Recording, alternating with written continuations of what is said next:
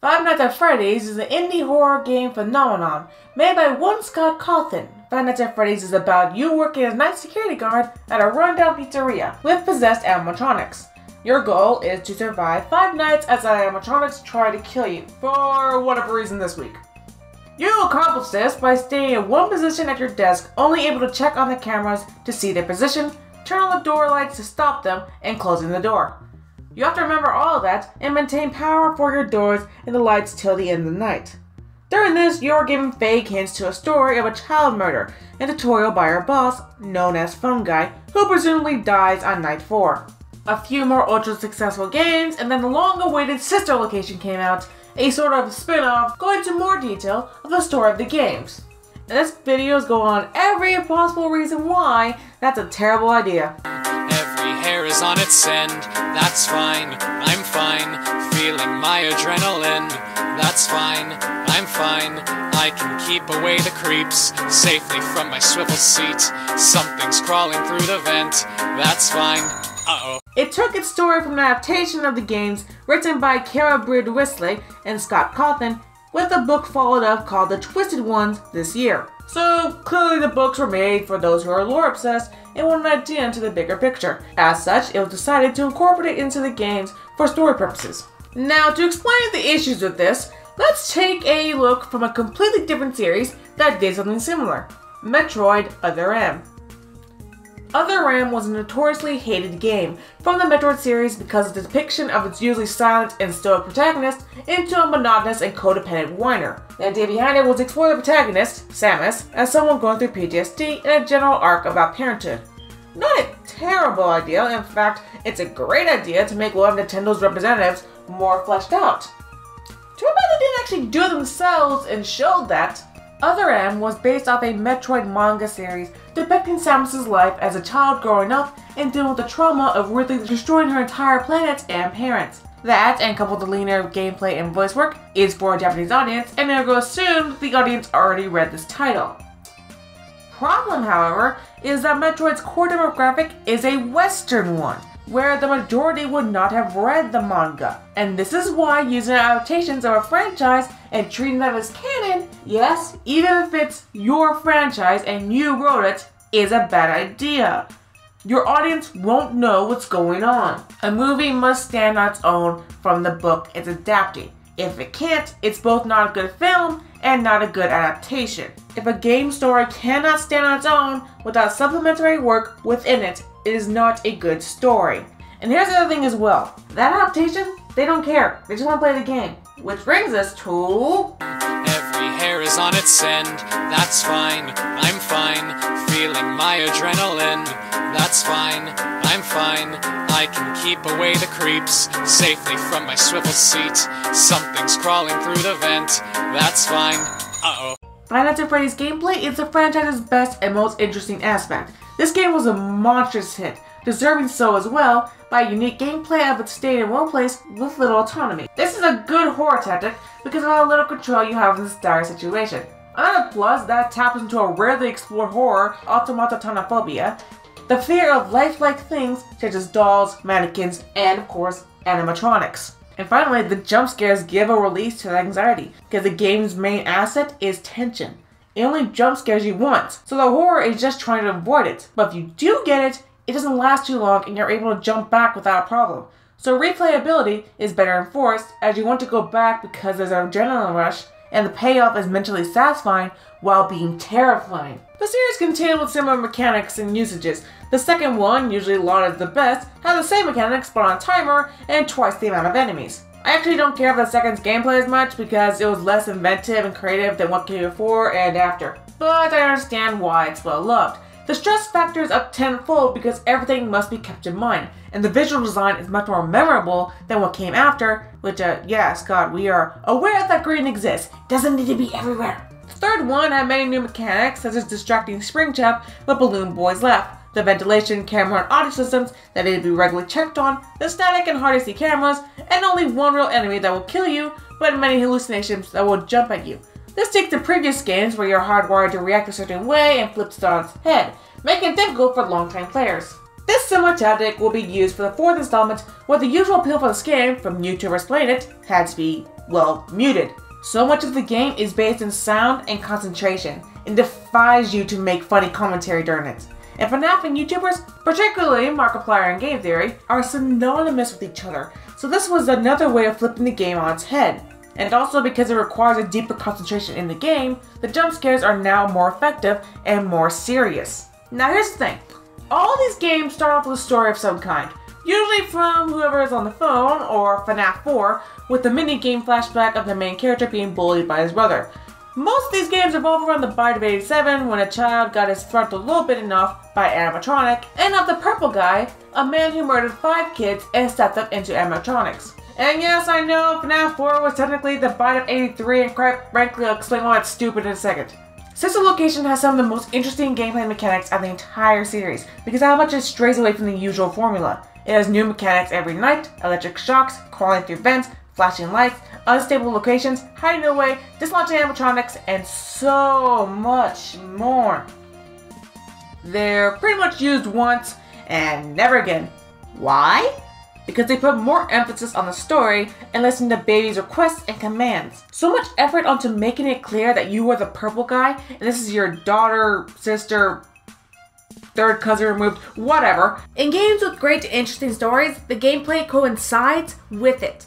To the Moon is an RPG Maker game, which tends to heavily feature stories. Doki Doki Literature Club is a game meant to resemble visual novels for its twisted reveals to feel more out of place. And the way to get the good ending of the game is to put time to each of the girls' stories. Mass Effect has you decide what happens in the games where you can choose multiple routes to go through. Lisa has you constantly making difficult decisions, which invokes its themes of becoming a monster. Or more cinematic games like Tomb Raider have it through their mechanics to be more careful of your surroundings and to ration supplies. Alan Wake has you play as a reporter where you go talk to others and investigate your surroundings. Silent Hill, you play as the main lead this week through a treacherous environment, and many choices have actions to your ending. The Last of Us has you learn about the characters you play while having to make morally difficult decisions. All these games have mechanics directly correlated to the themes the story is trying to convey. FNAF can't have that, and we'll get into why in a second. Sister Location has a lot of great ideas, yet no real identity.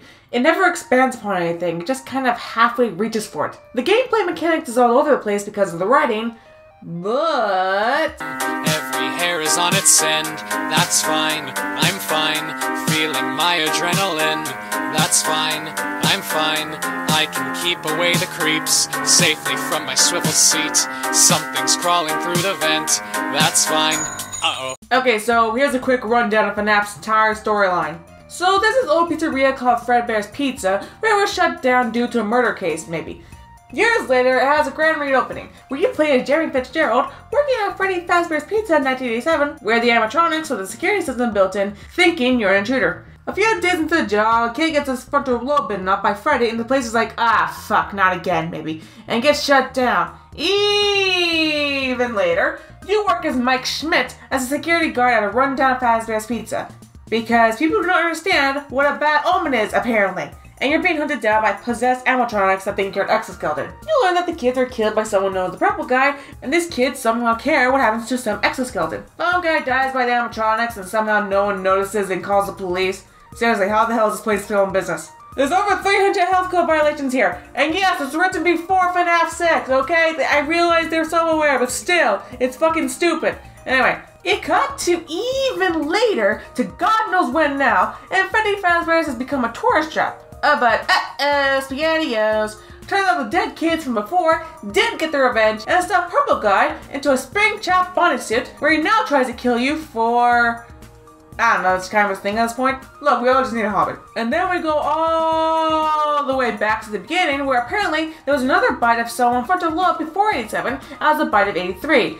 It's apparently some Freddy's toys attacked with this kid and said they would put them back together. That may or may not be his brother. That felt guilty and is presumed to be Mike Schmidt or whatever the fuck, I don't even know. Yes, I saw the game theory video, but still, it's just a theory. And even further back, presumably, we get to Sister Location and Purple Guy's backstory, and oh my god, do you really care? Now, here's what might be a stupid question. Why should I give a fuck about the reasoning behind a child murderer? Short answer, I don't. Long answer, I really don't. Sister Location in the books exists because of the long-standing questions of who is the Purple Guy? Why these questions exist is beyond me. Was some kids get killed and possess some robots not good enough for you people? Wow, that is a horrible sentence taken out of context. After giving the entire franchise's condensed story, which is very likely to be wrong if you ask because of how hard it is to keep up, it's pretty obvious that FNAF is convoluted as all hell. But here's the thing, that's fine. The story for this type of game, it's a means to an end. All the story needed to do was fulfill its purpose of giving some degree of spooky explanation.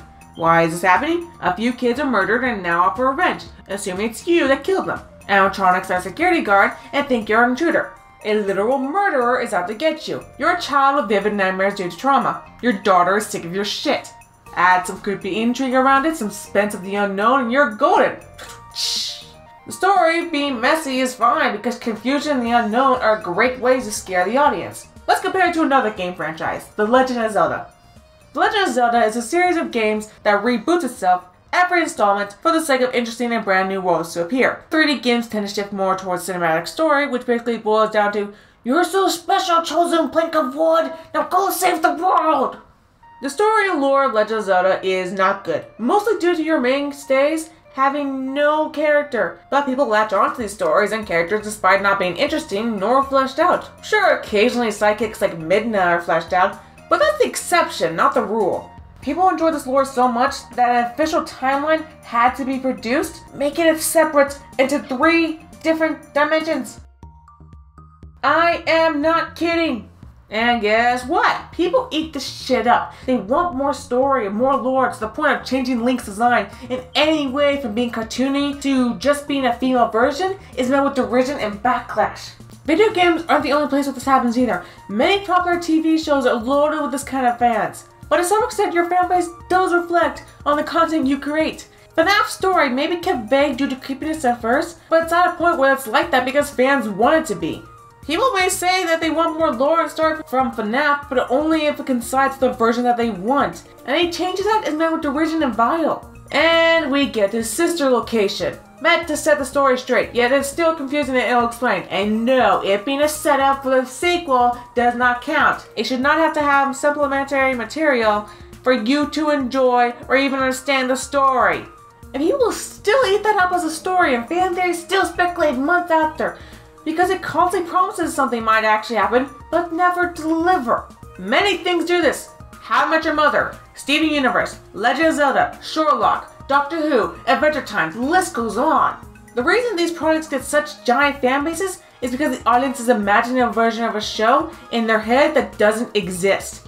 They like fill in the blanks and think it's a great show to get to that mystery, even if that mystery is complete bullshit. Remember what I said about gameplay correlating to the major themes and characters of the story in question? FNAF doesn't do that. Go on, tell me one theme or one genuine character throughout the entire franchise that gets explored thoroughly in the games. Not a book, in the games. And a murderer, or a guy on the phone, or whoever's name is on the check does not count. This is the reason lore and world building are only treated as a means to an end in storytelling. Themes, characters, plots are necessities to it. And all of those are barely even glanced at during this franchise, and it being horror or about child murder doesn't neglect it from doing that. Petscop, there's a lot of similar features. A nostalgic look for gaming, something cute and cuddly with a dark underbelly, child abuse and child murder, even a kind of vague story. And that one still has a very distinct message tied with all of the above. In that how society treats children as they're just pets and prizes instead of real people. How we leave the abused and pushed away until it's too late to help anymore. The closest theme I can think of for FNAF is how society treats minimum wage employees, where you're forced to work for less than minimum wage job and work like a dog to the point of death. It's all treated with a fake smile and dry humor. And maybe how bad food chains are with regulations, but all of that seems unintentional until it became self-aware and played as a joke. And look, I completely get why, I really do. I can make a 60-page essay on the Mario Bros. Lore if I wanted to. It's fun trying to make sense out of these things or think of inventive ways to use it. But at the end of the day, I don't want that from the games. I want a fun game first, and lore 58th. A while back, I wanted to make a video about game theory and some issues with it and how to fix it, but honestly the problems are bone deep. And that it's a show about making silly theories about pop culture that really have any interesting discussion around them. There's no way to dance around it. Fan theories are boring. Lore is boring. Promising your audience with something will happen, but never actually doing something is boring. Write an actual story.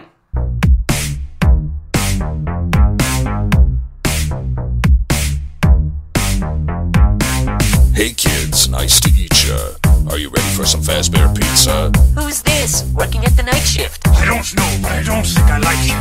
He's so cute, I can feel his heart racing. About time we had a brand new plaything. Another yellow belly balking like a chicken. Listen gang, I say that we dig in. They are slowly closing in. Stay calm, stay calm. Find an inner strength within. Stay calm, stay calm. If I've learned one thing, it's that don't respond to Craigslist ads. I can see their second skin. Stay calm, stay calm.